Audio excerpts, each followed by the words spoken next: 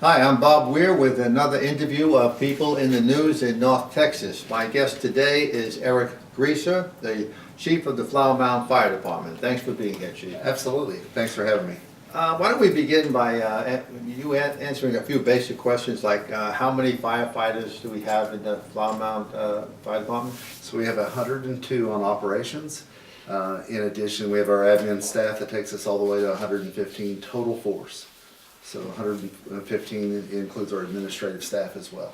And how many fire stations are there? Where are they located?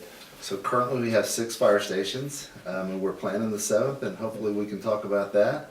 Okay. Our 6 fire stations, Central Fire Station is right here in Riverwalk. Our station number 2, and it kind of evolves as the growth of the town, is out on Shiloh Road at 1171. Station 3 down in North Shore is where, off of 2499 there in North Shore.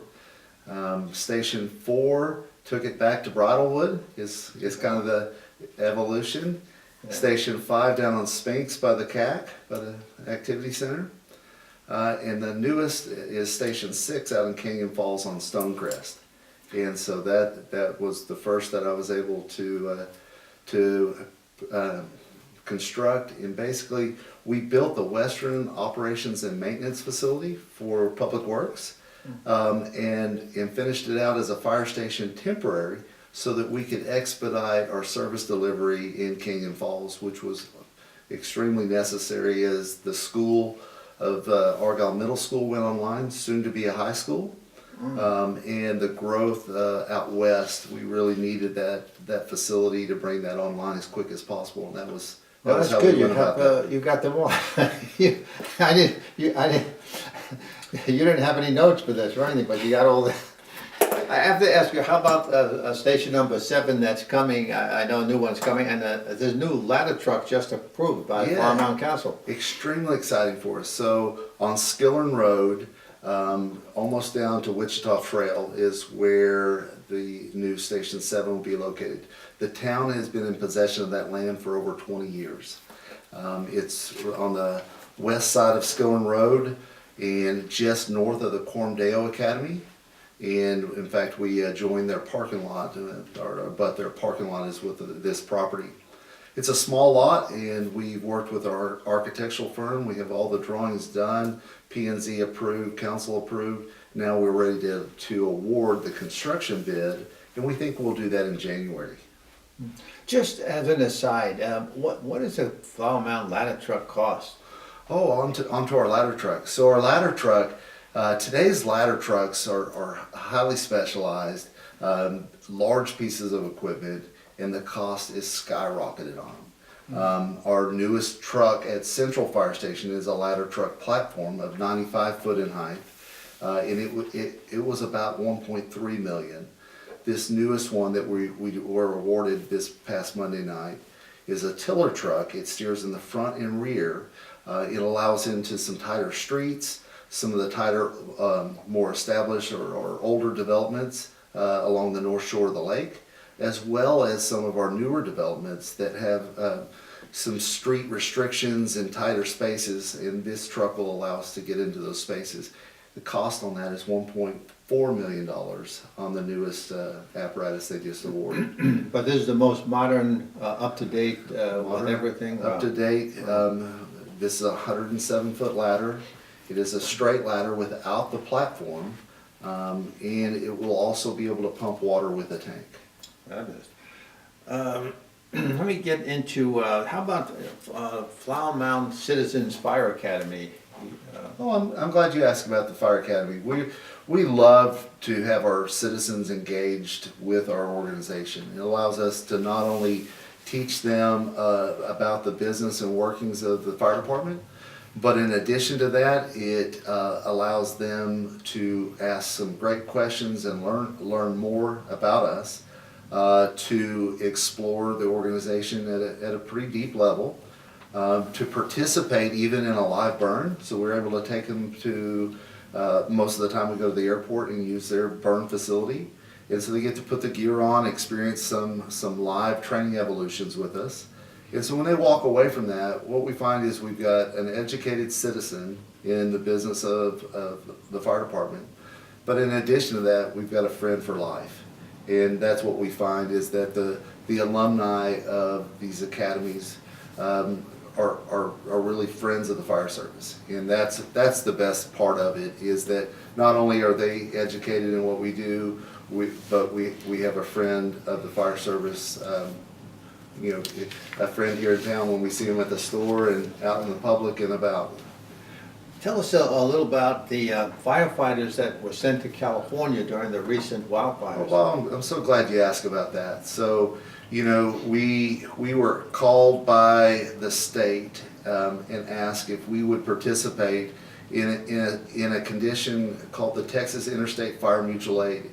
Previous to October of or August of this year, it hadn't been used outside of the state, and so it was really designed so that Texas municipal resources could be shared across the state of Texas.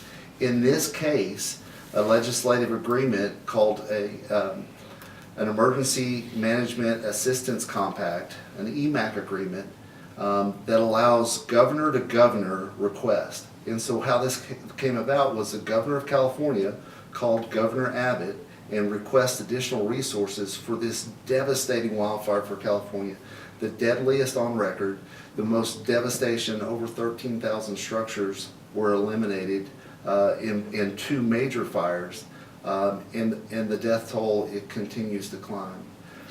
When that request came, we were able to first consider whether or not the town of Flower Mound could participate in that. We did due diligence with our legal review to make sure that the legal parameters were there. What if we injured? What if we damaged equipment? How do the reimbursements occur?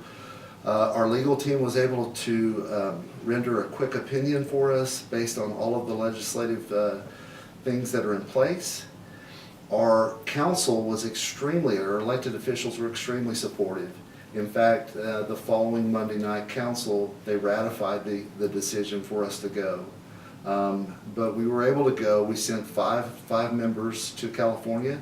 They participated in 2 different crews and were able to help with assistance of crews that had been on the line for an extremely long amount of time.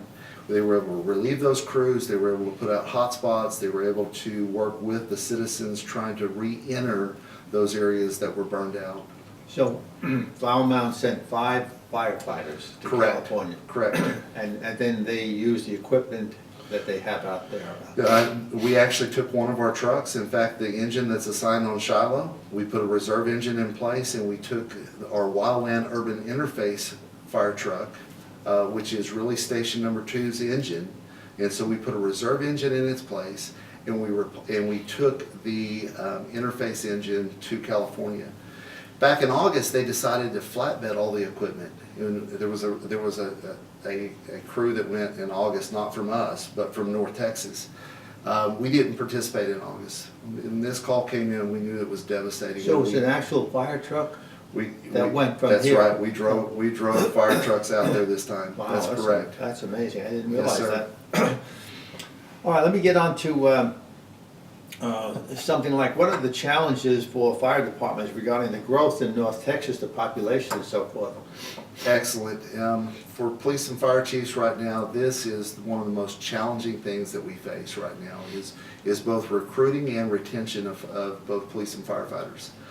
For me as a fire chief with a town that is growing, trying to meet the challenges of both attrition of those retiring, because we're starting to age and retire some, as well as to grow the organization. Right now, with the volume of growth throughout North Texas, many departments are hiring. And so many departments are also recruiting for replacement of retirements. And so when you see areas of Frisco hiring maybe 18 or 20, Louisville's hiring, it just hired 18.